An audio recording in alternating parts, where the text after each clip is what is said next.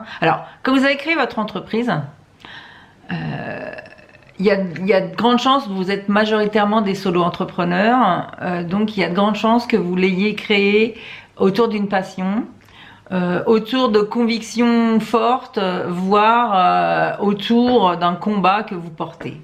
Donc lui, Simon Sinek explique plutôt la mission et la déclinaison de la mission dans l'entreprise pour les grands groupes.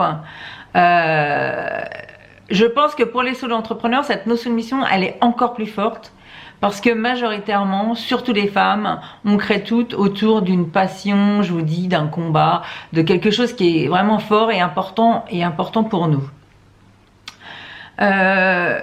Pour moi, cette mission, elle vient de loin, elle vient de notre histoire. Souvent, on crée pour réparer, alors consciemment ou inconsciemment, hein, c'est là où il y a un travail à faire pour arriver à ce que ça soit conscient. On vient réparer une ou plusieurs blessures qu'on a eues dans notre enfance ou dans notre vie, ou même parfois que d'autres avant nous dans notre famille ont eu. Alors des fois c'est une blessure qui se répète, hein. Donc moi je suis vraiment intimement persuadée de ça, qu'on crée son entreprise à partir de quelque chose de fort qui nous appartient personnellement. Ensuite, alors cette mission, elle est complètement reliée à nos valeurs.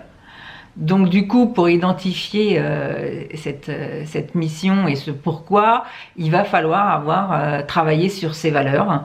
C'est très important. Alors les valeurs ne servent pas qu'à définir sa mission, mais comme tout le reste de l'entreprise de toute façon va se décliner à partir de sa mission, et ben tout le reste va donc se décliner à partir de ces valeurs, hein. Les offres qu'on va faire, les clients qu'on va chercher, la façon dont on va le faire va partir des valeurs, mais c'est normal puisque la mission représente totalement nos valeurs, hein.